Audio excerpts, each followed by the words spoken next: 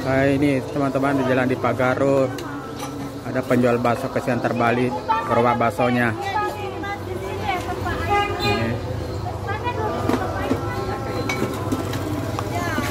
Ini nyonyanya lagi berserakan di jalan. Ini kesiang. Ini beberapa warga yang lagi membantunya. Ini lokasinya dekat Mr. Daye. Ini ya bagaimana kronologinya teman-teman? Nggak ketahu. Oh, nggak aku tahu. Dia bilang orang meletus banyak, jadi langsung terbalik.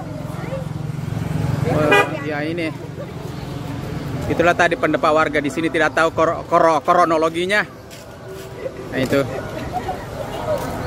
Jadi, jangan lupa tambah saya di subscriber dan di like-like.